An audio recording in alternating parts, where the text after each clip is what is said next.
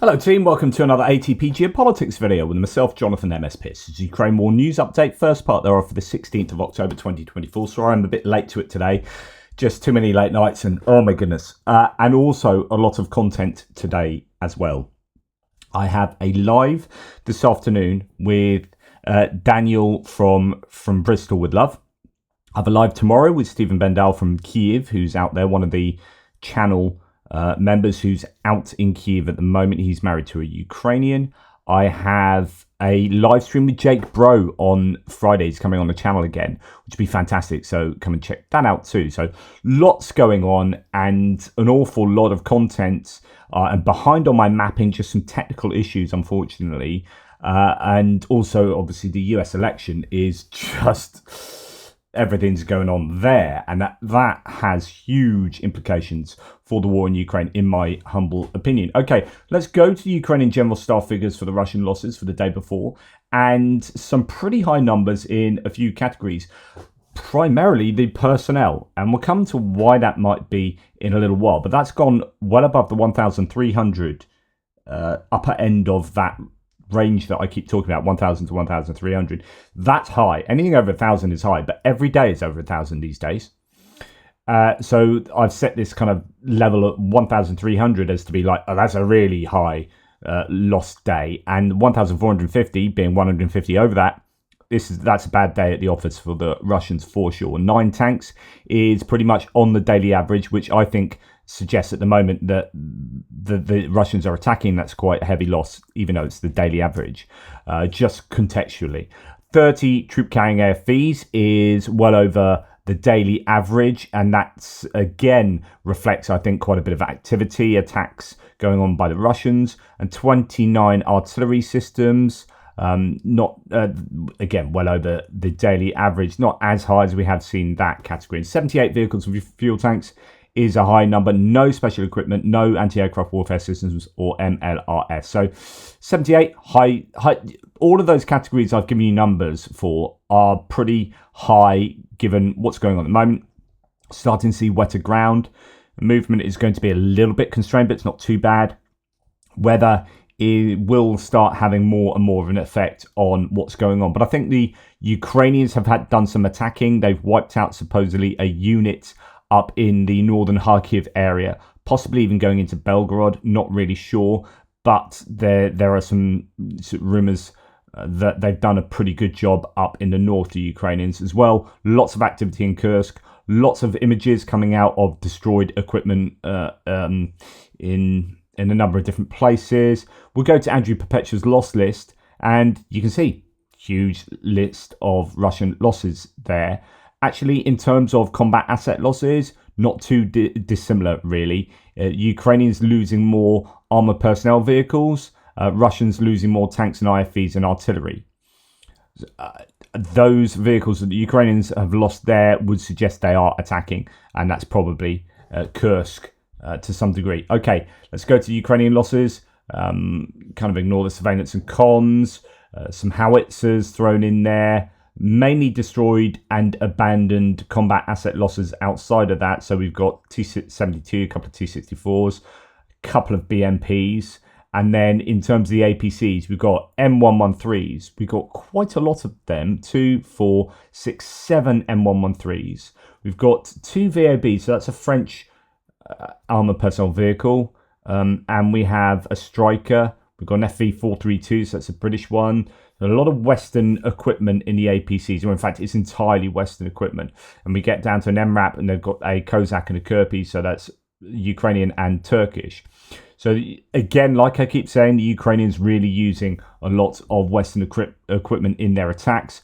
What do we have in terms of what has taken out this equipment? Molniya drone is a fixed wing drone, rather like the Lancet to some degree, except it doesn't have the X-wing, it's a fixed wing. Then we have some Lancet drones, and then a lot of FPV drone drop bombs, night vision FPV drones, so Vandal drones, etc, etc. So basically drone.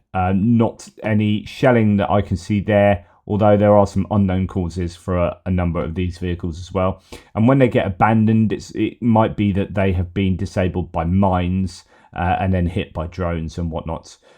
So there you go. A few civilian vehicles, ATVs, a couple of trucks, nothing too severe there. When we come up to the Russian losses, first thing to note is a huge number of civilian vehicles for military use. So these aren't like civilians in civilian vehicles. So motorcycles, loafs, flatbed trucks, loafs, bukanka. I've just seen a video of someone who's just bought a brand new loaf from UAZ. So constructed like $15,000. It's not that expensive. But they were going around the vehicle showing the welding. Brand new, off the forecourt type thing. It's terrible. Absolutely terrible. You would not buy that. You would not accept that. You would send it right back saying, I'm not buying this. Instead of being two skins of metal being welded together, there's like a gap. It's just, it's terrible. Absolutely terrible. Anyway, lots of loaves getting blown up. Whether they are brand new or not, who knows? Who cares? Okay. Russian combat asset losses here. We start with artillery and see a BM-21 Grad. That's another multiple launch rocket system blown up, destroyed there. They are pretty much running out. Some claiming have run out of deep stockpiles of multiple launch rocket systems. So that's going to be interesting to see how that impacts the front line. If that is the case, D20s and 30s and older bits of kit also featuring on this list. Then when it comes to the tanks, infantry fighting vehicles, APCs, almost 100% of them destroyed or abandoned. So that's really good news. Good proportion there for the Ukrainians. BMPs, BTRs, and the tanks, just a range of tanks there, T-72, AT-62, trucks, civilian vehicles, ATVs, just a lot of vehicles on there. Nothing on either side that's particularly high value. Ukrainians are losing a lot of provided vehicles, but that's nature of war. If you're going to be using those to attack, and actually M113s, if you're going to lose anything, M113s are old bits of kit, they are not particularly valuable. So to see 7 M113s on there, I think is better than seeing a whole bunch of strikers, for example. And even things like the VAB, they're being phased out by the French at the moment. So the Ukrainians are on target to be given all of the French VABs that they have in service. That's a principle. Ukraine get the first dibs on anything, I think, that the French are giving up. Okay, right, moving on. There is news that a Russian Su-25 was downed, but some time ago, so beginning of October, 2nd of October. I don't know that I reported this. So this is another Su-25, likely friendly fire near Bakhmut. The aircraft belonged to 960th Assault Aviation Regiment. And we know this because of, obituary type thing of the pilot who died in that crash. So, yeah, taken down by friendly fire. That happens really quite a lot, and to some degree, like, you can understand it if they're operating near the contact line and both sides operate the same plane. It would be relatively easy for you to just look up there and think, oh my god, quick, get the manpad, shoot that bad boy down. Bang, goes down. You're like, oh, it was. Oh dear. Although it's far more likely, of course, that the Russians are going to be operating their own close air support aircraft than the Ukrainians, but you get the point. Right, lots of talk about North Korean soldiers. So even the BBC, I think, did an article on 10,000 North Korean soldiers. Certainly RBC, the Ukrainian media outlet, talked about 10,000 North Korean troops being trained, sent to Ukraine, in Russia training, etc., etc. We heard yesterday, I did that breaking news update, that there's 3,000 perhaps training in Bryansk. And then the claim yesterday from a number of sources that 18 North Korean soldiers have reportedly fled from positions near the Ukrainian border with Russia's Bryansk and Kursk regions, according to Ukrainian intelligence sources. Again, could be psyops, could not be true at all. Russian forces are now searching for the deserters while trying to hide the incident from higher command, says the source. This is exactly what was actually suggested would happen on my threads by some of you guys, saying, yep, you're going to see deserters because they've been living under kind of lockdown for all their lives in North Korea. They then get taken to Russia, get given the freedom of the land there to some degree, and 18 of them off-ski. So 18 DPRK servicemen have already fled from positions in the border of Bryansk and Kursk regions. It's noted that this happened 7 kilometers from the state border with Ukraine, says War Translated. According to the journalist's source, the motives for the escape have not been established and the Russian army has begun searching. The Russian military is trying to hide the information from the higher command, as mentioned. Right, Ilya Ponomarenko, the former Kyiv independent journalist and author, says, in my humble opinion, rumours in the media space about thousands or even tens of thousands of North Korean soldiers sent to fight against Ukraine were instigated by Russia on purpose. This doesn't mean that the Kim regime is not effectively involved in the war on the Russian side. It sends Russia large quantities of artillery, munitions and missiles, etc.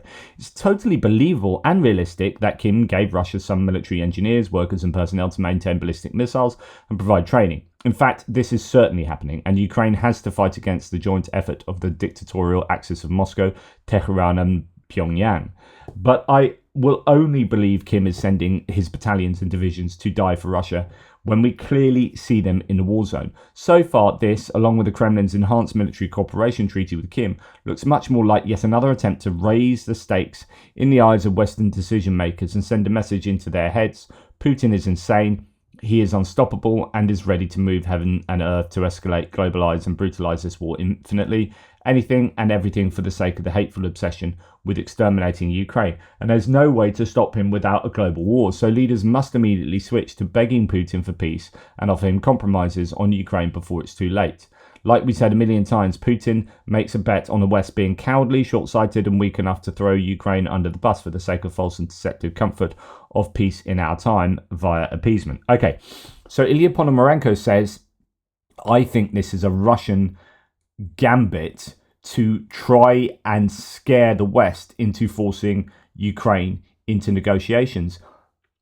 And actually, that's not a bad theory at all. We have had now Zelensky saying Ukraine is at war with 3 countries, Russia, Iran and North Korea. So Zelensky is talking about how North Korea are involved. And they certainly are. So they definitely do have that. You know, I do believe that 6 officers were killed in a strike earlier this month. And I think that there is training going on. Do I think there's training of their ground troops, their infantry, to the tune of 3,000 in Bryansk or 10,000 in total? Actually, I don't know. And although I wrote on Facebook yesterday, like a big old, we are in World War III, guys, North Koreans appear to be on the way or there, it may not be true, but they are there. So they are there to some degree. And half of the Russian artillery ammunition is North Korean, right? They are using KN-23 ballistic missiles on a regular basis. So North Korea is involved in the war. Absolutely, empirically, fundamentally involved. Question is, do they have frontline troops getting trained up, ready to go into Ukraine? And the answer is, I don't know. It could be psyops from either side. It could fit both of their narratives. Ukraine trying to scare people into helping Ukraine more urgently. That some kind of red line has been crossed. Russia trying to scare the West into forcing Ukraine into peace. So both of those theories, I think, are particularly plausible. I don't know. We'll see. If they are getting involved, then it's a desperate situation for the Russians. It just shows that they really do need troops. Right, here's a bit of footage of a Marder 1A3 infantry fighting vehicle firing on positions with Russian infantry in the Kursk region. I'm showing you this not for any particular reason, other than it's the 225th Assault Brigade. So Russian troops tried to hit Marders with the RPGs and FPV drones. And we don't often see Marder footage. Anyway, I'm only showing you that because Pierre, when he popped round for a cup of tea the other morning, gave me a 225th Assault Brigade patch. And that's awesome. And you can't buy these ones. You have to. He's got given that or somehow come across this. Thank you. And this is them working on Russian positions from inside and Marder. Having a bit. Yeah, of course that would happen. Yeah, of course the music would play. I muted it, and if I play it in the middle, Please, I know I say this every time, but people still give me hints on how to mute. I know exactly how to make it so this would never happen. I know how to mute system through OBS through the tab, but this is a battle I weirdly enjoy, and sometimes I fail, and that anger just drives me on for the rest of the day. I will fight with the music until my dying days, and I will not mute the tab.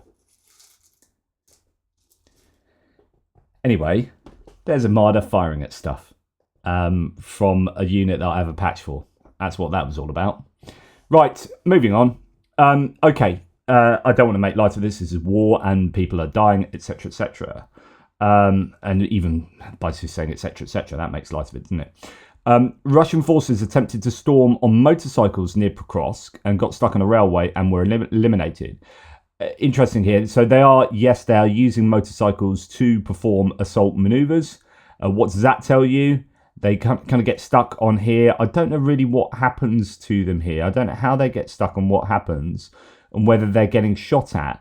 But then the motorcycles are just left there and the Ukrainians come along and bomb the crap out of the motorcycles. So it's weird. I mean, there's just then a montage of lots of motorcycles getting blown up. But I don't quite know how you would just get motorcycles stuck on a railway. It's not the most difficult thing. I mean, you can push them over it, the worst case scenario, but I guess they're not experts on motorcycles maybe, and yeah, they end up leaving them there and they get blown up. Okay, now we're going to go on to possibly what could underwrite the very high numbers of losses, personnel losses, in this morning's general staff stats. Belgorod region, Zuravlivka, the Ukrainians are obliterating enemy infantry and equipment en masse there. Massive strikes, massive losses. The enemy is crumbling under our firepower. So this is over the border just into Russia there. So that's Belgorod and I presume Kharkiv just below. So there is that. The claims of massive losses. Of course, you can go watch the video there to give you a sense of some of the strikes. Yeah, brilliant. And the music comes on there. That's 2-0 I'm losing. So then we move on to this. Kyiv independent. Ukraine reportedly reclaims territory in the north of Kharkiv Oblast. So that's inside Ukraine. Almost an entire Russian regiment is destroyed. Wowzers. Units of Ukraine's military intelligence cleared 400 hectares, that's 988 acres of forest in Kharkiv Oblast from Russian forces, killing a number of Russian soldiers, according to the agency on the 16th of October. The operation was conducted to the north of the village of Litsy, located 10 kilometers, that's directly north of Kharkiv, south of the Russian border. The village was under Russian occupation from February to September 2022 and was again targeted during Russia's renewed offensive against Kharkiv Oblast in 2024. So some good news there for the Ukrainians pushing back the Russians in Kharkiv. And I would suggest that's only possible because of Kursk. You've had troops drawn away from there to the Kursk region, and you can actually watch some of the activity here, some of the action from these troops. As Nil Report says, a successful operation by Ukraine's GUI on the northern outskirts of Kharkiv, clearing 408 hectares of forest. Units Arthan and Kraken, so the Kraken, pretty crack team, and the International Legion captured a battalion defence area, destroyed up to 3 motorised infantry battalions, a storm detachment, and a reconnaissance company of the 7th Separate Motorised Infantry Regiment of the 11th Army Corps. That is significant. And there, you have that, I think, reflected in the numbers that we see today. So successful operations there. Dozens of Russian dead after Ukraine's sabotage behind enemy lines at Kursk on the road, the R200 road from Bolshoye-Solidatskoye area. Now, I reported this yesterday, but apparently it's happened again. 2 nights in a row. So Russian army cars crashed full speed and medevac for fear of FPV drones into concrete pyramids 2 nights in a row. And then Baba Yaga at work with concrete. Oh my goodness, I hadn't seen this. So this is how it's happening. Oh, wow. Wow. Okay, this is fascinating. So we have that. it can carry that much weight, you are having a bubble bath. That is incredible. So that's a Baba Yaga carrying a pyramid. Oh, wow, this is clever. You know, round of applause. So that genuinely is sabotage. Because I was thinking, surely it has to be Russians just moving them for safety's sake. And then actually that causes issues for their own Russian troops because they weren't aware that they were there or something like that. It's genuinely the Ukrainians moving these vehicles so that the Russians, and then chasing vehicles down the road with FPV drones, and they drive into those pyramids. That is incredible. Anyway, we move on. Let's move to distant strikes. So a massive wave of drones last night. Really big one for the Russians. So we had a night where there are none, a night when there are far fewer. And I was saying that this could be a reflection of stockpiles being taken out. And then the next night, more than we've seen previously. 136 drones. So maybe I was completely wrong and that there was no effect, but they were stockpiling. Thing is, if you divide that over the 3 nights and add the 17 from the night before, then actually you get what's been happening the weeks before. So in a sense, no real difference. But this would make a lot more sense for me. If I was in charge of the Russians, I wouldn't be sending 40 a night. I would be sending 120 every 3 nights. Just obviously more likely to overwhelm the defences, I would have thought. Ukrainian Air Force reports on a combined missile and drone attack overnight. So missiles, they shot down none of the 2 sent, just one S-300 surface-to-air missile, ballistic missile, and one Kh-59 cruise missile. So they got through. Don't know of the damage there. Now, 136 drones sent, 51 only intercepted, shot down. But then another 60 were taken out by electronic warfare. So that is now 111. So that gives 25 left. But these stats were given, and all the stats I've looked at, there were 20 still in the air of the 136. So in other words, from those stats, if all of those 20 were shot down or taken out somehow, then that only leaves 5 left to have got through. So 5 out of 136 is brilliant, but it depends on those 20 that are still in the air. But you get the point. So if all those 20 get through, then that's a pretty challenging night. But it's unlikely that be the case. So anyway, a very heavy attack by the Russians, but the Ukrainians, look, another day where electronic warfare has taken out more than interception. That is, I think, super important. Now, as to what has been hit, the Russian night attacks caused a fire at an industrial facility in Turnip. There's quite a few pictures coming out of that. If you remember, Turnip, quite far over to the west, has had a couple of major strikes over the last couple of years. It had a huge, was it a refinery? No, oil depot, or it might have been ammunition depot. Some massive explosions probably over a year ago there. Haven't heard too much of Turnip of late, but yeah, they launched 130 drones in a night of widespread attacks, with one strike causing a fire at the industrial facility in Turnip. Also some explosions in Kyiv, but I don't think anything got through. But obviously, what goes up must come down. There is talk. No, do I not have it here? Yes, here it is. So this is what needs to be next. Okay, Russian forces have upgraded their Shahid drones to fly higher and faster. We'd heard this previously, but this is coming out again, so it may be a further adaptation. You have an arms race all the time, which you have your munition, you have your countermeasure, then you have your countermeasure, and then you have your countermeasure, and it's this arms race. It's always cat and mouse between the two. So these Shahid drones have been adapted to fly higher and faster, and that becomes more challenging for the interception of these. That's according to the Operational Tactical Group Kharkiv. Despite this, Ukrainian mobile fire groups have also improved their tactics to continue shooting them down. Exactly as I was saying, that kind of cat and mouse. Right, explosions in Kuban. I think this is Kuban in the Krasnodar Krai region, so it's just over the Azov Sea. So if you were to go from Mariupol and kind of go down southeast, so that'd be for you that way.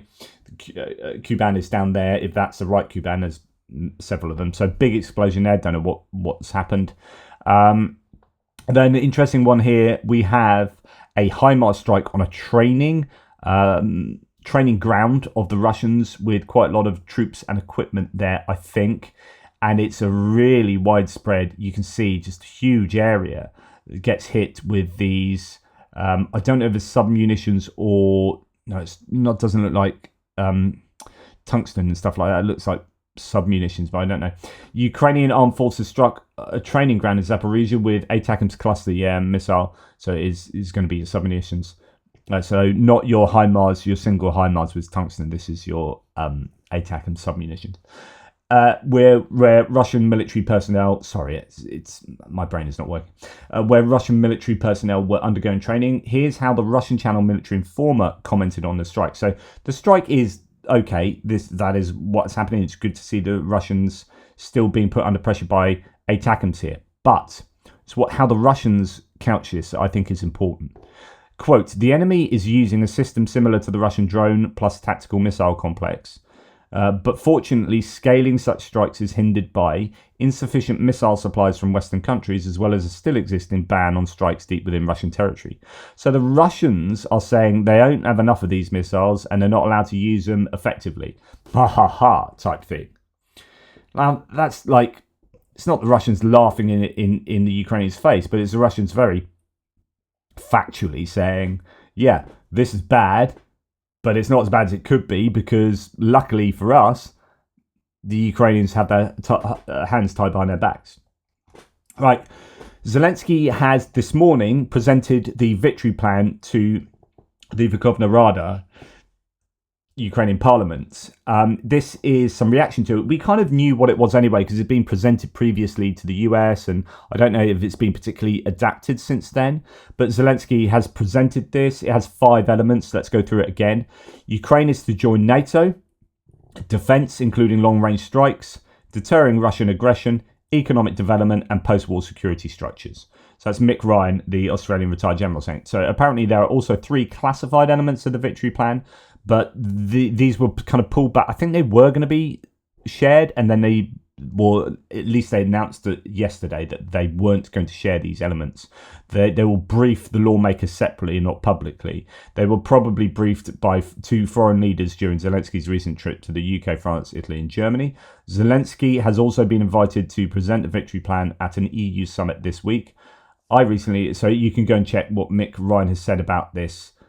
Previously in his writing, Futura Doctrina Substack. This is just a first look at the plan. I'm sure more details will follow. However, releasing the plan is only the first step in a larger process. Now Zelensky needs to get buy-in from key supporters like the US, Germany, and other European nations, which is why Biden is visiting the Quad meeting. So US, Germany, France, and UK are meeting this week. It's in a couple of days' time, I believe. So Ukraine needs a greater quantity of aid and more quickly. Absolutely. So a little bit of, let's get some expansion here from Anton Gerashchenko. So the 5 points and 3 secret annexes, or maybe appendices. 1, invitation of Ukraine to NATO now. It's certainly of how the partners see Ukraine's place in the security architecture. That's really important because Ukraine can only survive if there's enough deterrence in place that Russia will, whatever happens with the borders and whoever walks away from any negotiation with whatever, I mean, it annoys the bejesus out of me that Russia are going to walk away with any part of Ukraine at all, given they just walked in and stolen it. So any kind of agreement that allows Russia to keep hold of that is to justify invading other countries. Is to say it's okay to invade other countries because we'll just agree that you can keep some of it afterwards. So I'm totally against that. But if that is an eventuality, then in order to stop further bites of the apple, there needs to be an Article 5 in place for Ukraine. So they do need to join NATO. I totally agree. 2, strengthening defense through operations in Russia, jointly shooting down Russian aircraft with partners. Yes. Expanding the use of Ukrainian drones and missiles, lifting restrictions on the use of weapons and access to partner intelligence. Yes, The defense point. So that's interesting. That means that they don't have access to partner intelligence as much as they would like. I just assumed NATO would be sharing all of their satellite imagery and intelligence with Ukraine, but evidently that is not the case. The defense point of the plan includes a secret annex, and only those partners who have appropriate military assistance potential have access to it, the president said. So there's more to it than just this. 3, deterrence of Russian aggression. It also has a secret annex, which is accessible to the leaders of the US, Britain and Italy. Ukraine suggests deploying a comprehensive non-nuclear package on our territory to deter further Russian aggression. A comprehensive non-nuclear package. Interesting. So that's, Western forces being or equipment being stationed within Ukraine. 4, strategic and economic potential of Ukraine, plus a secret annex that is being passed on to the US and the EU. It provides for an agreement with partners. 5, the post-war period. Ukrainian experience should be used for the entire alliance and the defense of Europe. Kyiv suggests replacing the US military in Europe with Ukrainian troops after the war. Wow. So that's fascinating and very clever. I've not read this yet. So, because I was thinking, Ukraine need to be careful of not just saying, give. Like, they're desperate, right? So they need. So it's understandable. They say, please help us. We need this. We need this. We need this. Oh, we need this. And we need, please help us rebuild. Please help us do this. What Ukraine need to also do is say, and that's worthwhile because we'll do that. We'll help you with all our knowledge that we gain from this war. We'll help tool you up with all our drone technology, etc., etc. And here they're saying, and you know what? US troops don't need to be stationed in Germany. We'll have Ukrainian troops playing the role of helping out and training NATO troops, etc., etc. So that's quite clever. I don't know how that would work, and I don't know how the US would feel about that. Someone like Trump would be like, great, I want to pull out of everywhere we want to isolate. Whereas I don't know if that's what the US DoD would necessarily want, but there have been moves to have less and less presence in Europe, that's for sure. So Kyiv suggesting replacing the US military in Europe with the Ukrainian troops is fascinating. The president also emphasised that if we start implementing his victory plan now, we may be able to end the war in 2025. He emphasised that North Korea is now a coalition of criminals, in a coalition of criminals together with Russia. Quotes, our intelligence records the transfer of not just weapons, but also the transfer of people. These are workers for Russian factories instead of Russians killed in the war, and personnel for the army. So he's saying that there are personnel for the army and workers in Russian factories coming from North Korea. This is already a fact, he says. In fact, this is the participation of a second state in the war against Ukraine on the side of Russia. Everyone sees help of the Iranian regime as well as cooperation with China. So there you go. That's what he has to say. Now, sadly, Timofey Mylovanov, who's obviously returned to Ukraine, he was a former Minister of Economics, Minister of the Economy, and he's president of the Kyiv School of Economics. So he's got back to Ukraine and said the mood is pitch black. Ukraine feels betrayed. Quote, failing that, the West have years to repent the betrayal of the courageous Ukrainians whose only crime was their wish to join the Western democratic order. That's from a RUSI article, Royal United Services Institute article. He says the article is softer than the reality on the ground in Kyiv and across Ukraine. Just yesterday, Russia struck Zaporizhzhia, a major civilian city, with 7 guided bombs. I reported that the other day, each over a ton. This isn't a front line. It's an attack on civilians. Russians' attacks on civilians have escalated, and the coming winter threatens prolonged blackouts. Some consider leaving, but males face strict mobilization. Many expect to be drafted. While some are forced into service, others look for ways to hide their escape. And we hear as well that Western forces, like the Americans on both sides of the political aisle in the US, Republicans and Democrats, apparently are putting pressure on Ukraine to mobilize 18 to 25-year-olds. Russia is advancing with no signs of willingness to negotiate. In this context, talks of peace, ceasefires or deals feel completely detached from reality. Someone in London recently told me bluntly, quote, we have to force Zelensky to accept a deal and we'll withdraw support to make it happen. I don't think this reflects the majority view yet, but Western fatigue is palpable. Many just want the Ukraine war to disappear. The view is delusional. Russia isn't going anywhere. It's here to stay and aims to destabilize Europe. If Ukraine fails, the security of Europe will become dire. Like, the way I see this is Russia is like a hurricane, right? If a hurricane's coming at you, it's staying. The weather pattern, you're looking at the satellite, it's staying and it's trashing your neighborhood. Like, you can't just will it to go away. But you can't just go, oh, I'm so tired of this hurricane. Let's just, I don't know, force it to stop. No. So forcing Ukraine into some kind of stoppage of this war doesn't stop Russia being there and being a threat to Europe. You have to deal with it. You have to weather the storm. And it's going on for a long time, but giving up on helping Ukraine is to just throw your arms up in the air and run out into the storm. We need to, batten down the hatches, prepare, stockpile, create defenses. And then, I know I've already stretched the analogy, but then you need to fight back, and you need to because there's no fighting back against a hurricane, but you need Ukraine to prevail so the hurricane dissipates, right? What's needed is meaningful financial and military support for Ukraine, which we all know. This will only happen if Western thinking shifts from fearing nuclear escalation to recognizing the existential need to contain Russia by force. Rusi says, what remains now for Europe is to secure a place at the negotiating table and to argue for NATO membership for Ukraine as part of any settlement. It's actually part one of the victory plan. This view reflects the same desire for the war to disappear, but it doesn't recognise the fundamental threat Russia faces. Accepting Ukraine to NATO is the first step, but it's far from solving the problem of the Russian aggression. Absolutely. So, well said. Now, there are apocalyptic scenes in Kupiansk. Kupiansk, up on that northeastern axis, Kupiansk, Svatova, Crimea, they are now evacuating the whole of Kupiansk. As you can hear from this vehicle that's driving around announcing it. The decision is explained by the deterioration of the operational situation, a shortage of electricity, the impossibility of starting the heating season. Only 3,000 residents still remain there out of a pre-war population of 26,000, but still, I think that is a sign of things to come. So things are desperate in many places. Ukraine are doing, they've done well in Kharkiv, they're holding on in Kursk just about, but it's difficult up there, and it's difficult everywhere on the front line for the Ukrainians.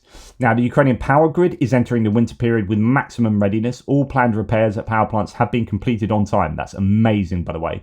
Like, after this war, you'll find that people, and that should go right down to the workers on the ground, but people like Commission, what he did for the railways at the beginning of the war, I don't know, I may be speculating far too much, but people like, who's it, Energy Minister Herman Halushchenko here, or his people below him, or whatever. Like, Ukraine's ability to bounce back and to get things sorted, needs must. Necessity is the mother of all invention, etc., etc. But they've done tremendous jobs under incredible stress and threat to life and constant Russian attacks. It's just amazing that their power grid is ready for the winter. Yeah, it's a shadow of what it should be. But right, David D says, and actually, although I don't always take his claims at face value, but there are a lot of people talking about this. So the Russian Federation spends on the war in Ukraine, according to the Moscow Times, every week more than 80% of its regions spend in a year. So 80% of its regions, their annual spend is being spent in 1 week on the war. It's insane. According to the publication, in 2025, Russia plans a military budget at the level of 13.2 trillion rubles, approximately $95.4 billion. This means that the daily cost of the war will be 38 billion rubles, or about $275 million.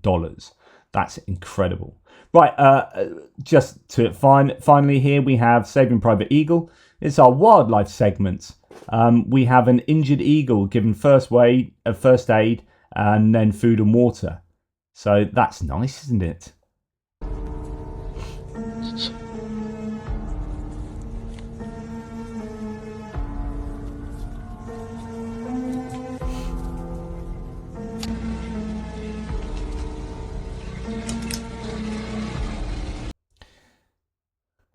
Yeah, it's nice. He's wounded. We will provide pre-medical first aid. Excellent. Good on you. Right, and in the name of some positivity here, in the form of alcohol, Mark from the Little Whiskey Shop is stocking Dima's 3-grain Ukrainian vodka, and they are donating, I think, £3.50 for every bottle they sell to Ukraine for first aid kits.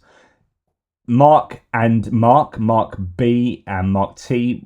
So this Mark T were the people who booked me in to go and speak in Stockbridge in Hampshire, which I really enjoyed. Thank you for their wonderful hospitality.